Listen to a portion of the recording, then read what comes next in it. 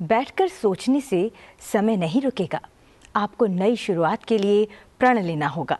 इसलिए सुबह की तरह थोड़े बदलो हर दिन, कुछ अर्जित करो हर दिन। यही असल नई शुरुआत है। सुप्रभात, मैं हूं आपके साथ शालिनी खंडेलवाल। सबसे पहले नजर डालते हैं मुख्य गतिविधियों पर। राष्ट्रपति द्रौपदी मुर्मू के अभिभाषण से आज होगी बजट सत्र की शुरुआत। संसद के नए भवन में पहली बार करेंगी संयुक्त सत्र को संबोधित। दोनों सदनों में सदन पटल पर रखी जाएगी राष्ट्रपति के अभिभाषण की प्रति।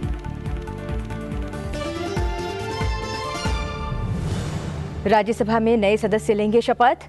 उच्च सदन के महासचिव रखेंगे दोनों सदनों से पारित और राष्ट्रपति से स्वीकृत विधेयक पर स्टेटमेंट। विशेषाधिकार समिति की 76वीं रिपोर्ट होगी प्रस्तुत। 11 सदस्यों द्वारा सदन में कामकाज बाधित करने, नियमों का उल्लंघन करने और सभापति की अवहेलना के मामले पर रिपोर्ट।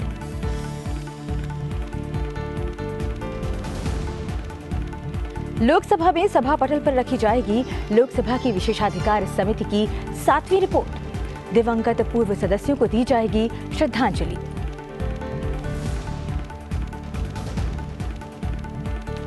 संसद के अंतरिम बजट सत्र से पहले दोनों सदनों के सुचारू संचालन के लिए सरकार ने बुलाई सर्वदलीय बैठक। संसदीय कार्य मंत्री प्रहलाद जोशी ने कहा, सरकार नियम के अनुसार सभी मुद्दों पर चर्चा के लिए तैयार। विपक्षी दलों से सरकार का सहयोग करने और तख्तियां नहीं लाने का आग्रह। और कल 1 फरवरी को पेश होगा अंतरिम बजट। वित्त मंत्री निर्मला सीतारमण छठी बार पेश करेंगी देश का बजट।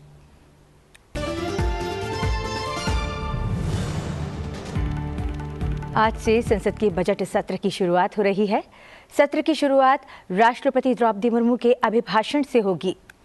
आज के पूरे घटनाक्रम की बात करें तो सुबह करीब 10:35 पर राष्ट्रपति द्रौपदी मुर्मू राष्ट्रपति भवन से निकलेंगी। करीब 10:50 पर राष्ट्रपति का कारवां संसद भवन पहुंचेगा।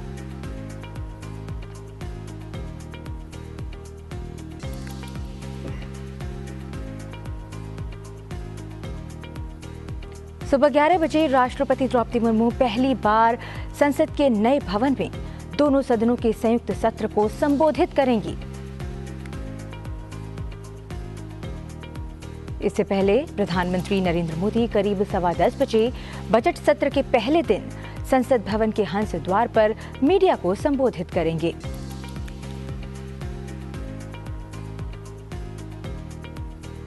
राष्ट्रपति द्रौपदी मुर्मू के अभिभाषण के बाद दोनों सदनों में उनके अभिभाषण की प्रति सदन पटल पर रखी जाएगी। बजट सत्र के पहले दिन राज्यसभा में कामकाज की बात करें तो आज राज्यसभा में नए सदस्य शपथ लेंगे। उच्च सदन के महासचिव दोनों सदनों से पारित और राष्ट्रपति से स्वीकृत विधेयक पर स्टेटमेंट रखेंगे। ये स्टेटमेंट अंग्रेजी और हिंदी दोनों भाषा में होगी। इसके अलावा विशेषाधिकार समिति की 76वीं रिपोर्ट आज सभा के पटल पर रखी जाएगी। 11 सदस्यों द्वारा सदन में कामकाज बाधित करने, नियमों का उल्लंघन करने और सभापति की अवहेलना के मामले पर यह रिपोर्ट पेश की जाएगी। वहीं लोकसभा में आज के कामकाज की बात करें तो लोकसभा में आज सभा पटल पर लोकसभा की विशेषाधिकार समिति की 7वीं रिपोर्ट रखी जाएगी। सदन में आज दिवंगत पूर्व सदस्यों को श्रद्धांजलि दी जाएगी। 8वीं लोकसभा के सदस्य भद्रेश्वर तांती और 15वीं लोकसभा के सदस्य सोनावड़े प्रताप नारायण राव को श्रद्धांजलि दी जाएगी।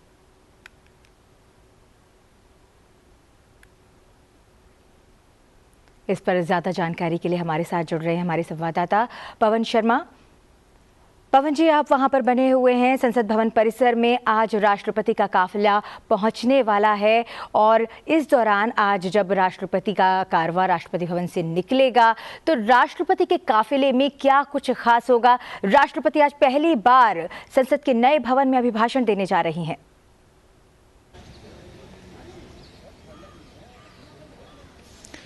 बिल्कुल शालिनी, बड़ा ऐतिहासिक दिन है आज।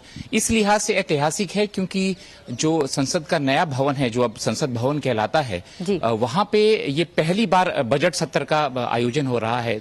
हालांकि ये अंतरिम बजट है, पर फिर भी बजट सत्र, क्योंकि वर्ष की अगर हम बात करें, वर्ष का जो पहला सेशन होता है संसद का, वो बजट सत्र होता है। इस लिहाज से वो महत्वपूर्ण रहता है। वो 2 चरणों में होता है, लेकिन इस बार क्योंकि इलेक्शन ईयर है, आम चुनाव होने हैं 2024 में, तो इस बार अंतरिम बजट लाया जाएगा। और इस अंतरिम बजट में जो है वो 2024 में जुलाई तक का जो है 4 महीनों का जो वोट ऑन अकाउंट होता है, जो बजट होता है, वो संसद से पारित करवाया जाता है सरकार द्वारा। तो वही होना है खास बात, क्योंकि आज जो पहला दिन है और हम सभी जानते हैं कि बजट सत्र की जो शुरुआत होती है शालिनी, वो राष्ट्रपति के अभिभाषण से होती है और वो ऐतिहासिक मौका है आज जब राष्ट्रपति यहां पे पहुंचेगी तो एक और भी ऐतिहासिक चीज होने वाली है कि जो पोजेशन जाता है अंदर को, जो जिसमें कि राष्ट्रपति आते हैं, उनका स्वागत, राष्ट्रपति आते हैं तो उपराष्ट्रपति उनका स्वागत करते हैं, प्रधानमंत्री उनका स्वागत करते हैं, स्पीकर वहां पे रहते हैं और पार्लियामेंट्री अफेयर्स मिनिस्टर वो वहां पे रहते हैं।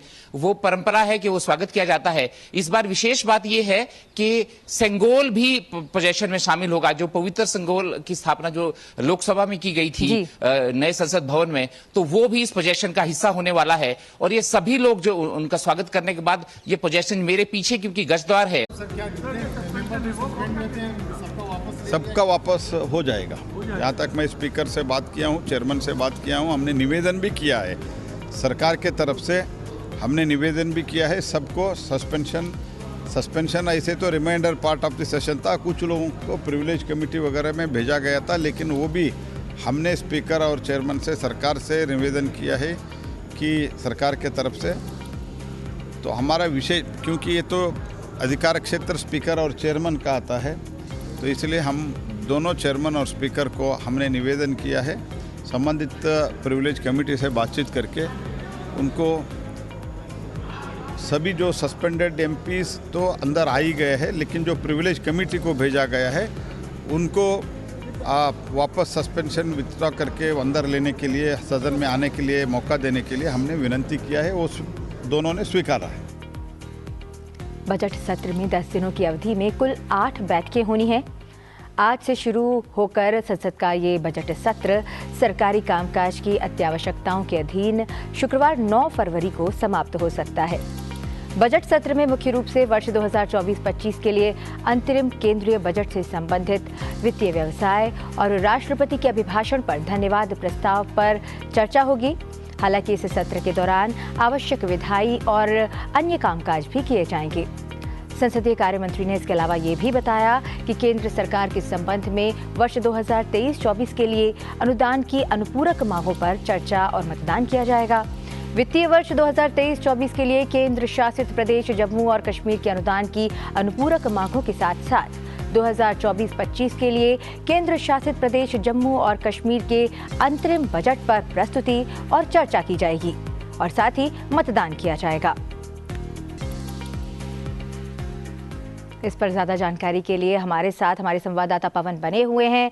पवन, संसद भवन परिसर में आप मौजूद हैं और हम अगर बजट सत्र की बात करें तो इससे पहले सत्र का जो कामकाज है वो सुचारू रूप से चल सके, इसके लिए संसदीय कार्य मंत्री ने एक बैठक भी की और इस सर्वदलीय बैठक में यही दरख्वास्त की गई विपक्षी दलों से कि संसद का जो कामकाज है वो सुचारू रूप से चल सके और इसका उनसे आग्रह किया गया।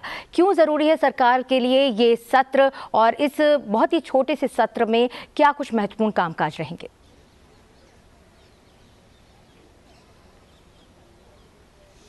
शालिनी, बजट सत्र जो है बहुत महत्वपूर्ण सत्र रहता है और खास बात यह है कि जो 17वीं लोकसभा है उसका ये अंतिम सत्र है इस लिहाज से। हालांकि ये वर्ष का पहला सत्र रहता है बजट सत्र, पर चूंकि ये इलेक्शन ईयर है तो अंतरिम बजट पेश हो रहा है, तो बजट सत्र महत्वपूर्ण रहता ही है हमेशा हर वर्ष की तरह।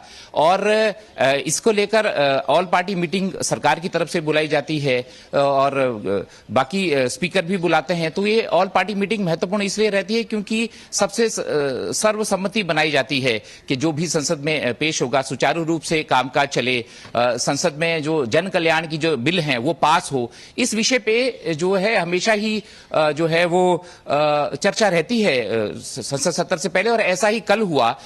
यहाँ पे रक्षा मंत्री जो राजनाथ सिंह है उनकी अध्यक्षता में ये सर्वदलीय बैठक हुई और इसमें जो है प्रहलाद जोशी संसदीय कार्य मंत्री मौजूद थे। जैसा उन्होंने बताया कि इसमें 30 पार्टियों के 45 नेता मौजूद थे और सभी दल जो है उनकी अपनी अपनी बातें रहती है वो उस पर रखते हैं। सरकार की तरफ से आग्रह किया गया कि वो हर चीज के लिए जो भी कोई मुद्दा है देश का उस पर चर्चा के लिए तैयार है, सरकार की तरफ से कहा गया और विपक्ष की तरफ से सहयोग मांगा गया।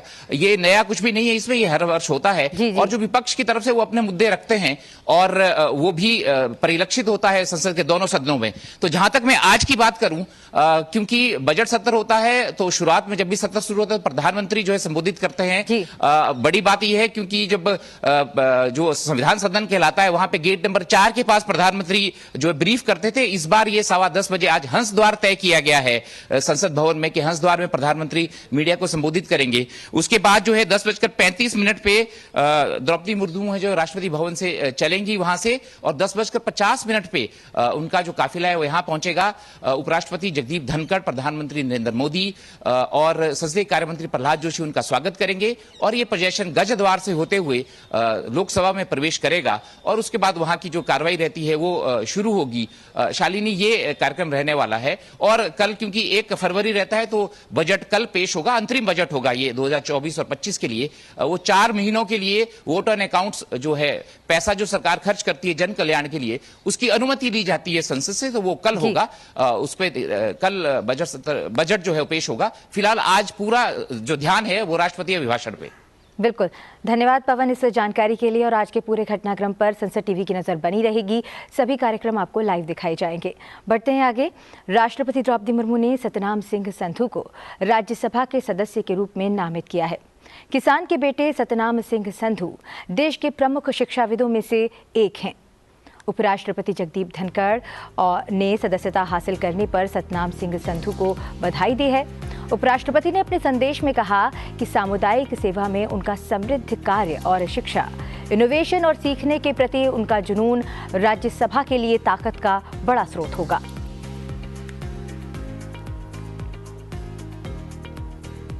प्रधानमंत्री नरेंद्र मोदी ने भी सतनाम सिंह संधू को राज्यसभा के लिए मनोनीत किए जाने पर खुशी जताई है। एक्स पर की गई एक पोस्ट में प्रधानमंत्री नरेंद्र मोदी ने कहा कि सतनाम सिंह ने खुद को एक प्रसिद्ध शिक्षाविद और सामाजिक कार्यकर्ता के रूप में प्रतिष्ठित किया है, जो विभिन्न तरीकों से मैदानी स्तर पर लोगों की सेवा कर रहे हैं। उन्होंने हमेशा राष्ट्रीय एकता को आगे बढ़ाने के लिए बड़े पैमाने पर काम किया है। इसके अलावा उन्होंने विदेशों में बसे भारतीय समुदाय के साथ भी सहयोग किया है।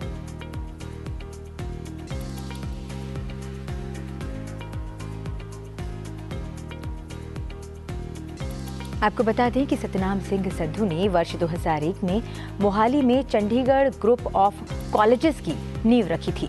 इसके बाद उन्होंने वर्ष 2012 में चंडीगढ़ विश्वविद्यालय का गठन किया।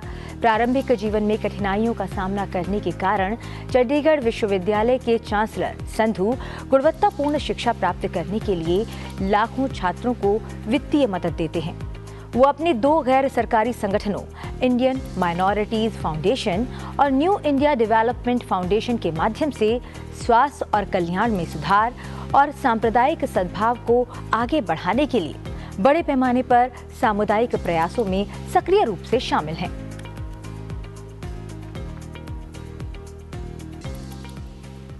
मंगलवार को राष्ट्रपति द्रौपदी मुर्मू ने गणतंत्र दिवस परेड और बीटिंग रिट्रीट समारोह में भाग लेने वाले त्रिसेवा बैंड टुकड़ियों के कर्मियों से मुलाकात की। विजय चौक पर हर साल गणतंत्र दिवस के तीसरे दिन बीटिंग द रिट्रीट का आयोजन किया जाता है। ये आयोजन तीनों सेनाओं के एक साथ मिलकर सामूहिक बैंड वादन से शुरू होता है, जो लोकप्रिय मार्चिंग धुनें बजाते हैं।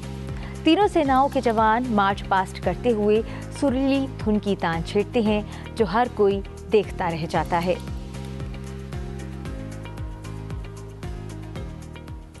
प्रधानमंत्री नरेंद्र मोदी अगले सप्ताह शीर्ष भारतीय और विदेशी तेल और गैस कंपनियों के मुख्य कार्यकारी अधिकारियों से मुलाकात करेंगे। इस बैठक में भू राजनीतिक संघर्षों के बीच ऊर्जा आपूर्ति और निवेश आकर्षित करने जैसे विषयों पर चर्चा होने की संभावना है। तेल मंत्री हरदीप सिंह पुरी ने कहा कि ये बैठक 6 से 9 फरवरी तक गोवा में आयोजित होने वाले भारत ऊर्जा सप्ताह के दूसरे संस्करण के मौके पर होगी।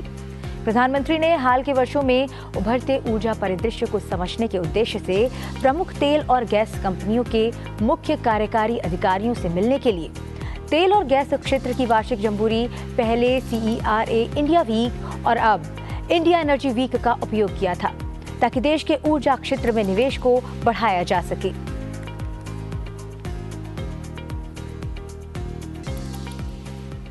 सुप्रभात में अब एक ऐसी खबर जो है आपके काम की, जिसे जानना आपके लिए बेहद जरूरी है। अगर आपने फास्टैग KYC पूरी नहीं की है तो आपका फास्टैग काम नहीं करेगा। आज फास्टैग KYC पूरी करने की अंतिम तिथि है। इसके अलावा एक और नियम बदल रहा है। अब कोई भी एक से ज्यादा फास्टैग का इस्तेमाल नहीं कर पाएगा।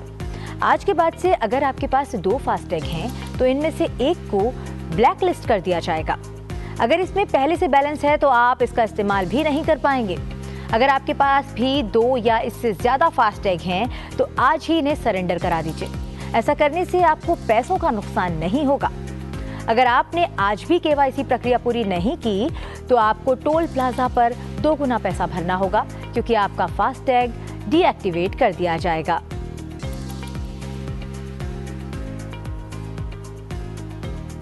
सुप्रभात में आज के लिए बस इतना ही। आइए चलते चलते आपको छोड़ जाते हैं आज के दिन से जुड़े इतिहास के साथ। आप बनी रहिए संसद टीवी के साथ। मुझे दीजिए आज्ञा। नमस्कार। ये कहानी है भारत के सर्वोच्च सैन्य अलंकरण परमवीर चक्र से सम्मानित पहले भारतीय मेजर सोमनाथ शर्मा की। 31 जनवरी साल 1923 में मेजर शर्मा का जन्म हिमाचल के कांगड़ा जिले में हुआ। मेजर सोमनाथ शर्मा भारतीय सेना में कुमाऊं रेजिमेंट की 4th बटालियन में कंपनी कमांडर थे। उनका फौजी जीवन द्वितीय विश्व युद्ध से शुरू हो गया था। नवंबर 1947 में पाकिस्तानी कबाइलों द्वारा कश्मीरी हवाई अड्डे पर कब्जा करने की नाकाम कोशिश को मेजर शर्मा ने अपने कुशल नेतृत्व और पराक्रम से विफल कर दिया। भारत पाकिस्तान के इस युद्ध में वीरता से लड़ते हुए मेजर शर्मा शहीद हो गए। उनके अदम्य साहस के लिए भारत सरकार द्वारा उन्हें मरणोपरांत परमवीर चक्र से नवाजा गया। 31 जनवरी साल 1958 में संयुक्त राज्य अमेरिका द्वारा एक्सप्लोरर 1 लॉन्च किया गया। एक्सप्लोरर 1 अमेरिका द्वारा लॉन्च किया गया पहला उपग्रह था। इसको फ्लोरिडा के केप कैनावेरल से लॉन्च किया गया। एक्सप्लोरर 1 पर एक ब्रह्मांडीय किरण डिटेक्टर उपकरण लगा था, जिसे पृथ्वी की कक्षा में विकिरण पर्यावरण को मापने के लिए डिजाइन किया गया। इस उपग्रह का निर्माण और संचालन डॉक्टर विलियम एच पिकरिंग ने किया। ये अपनी कक्षा में करीब 12 वर्षों तक लगातार काम करता रहा। साल 1957 में सोवियत संघ के स्पुतनिक 1 के प्रक्षेपण के बाद अमेरिका और सोवियत संघ के बीच अंतरिक्ष के शीत युद्ध की शुरुआत हुई।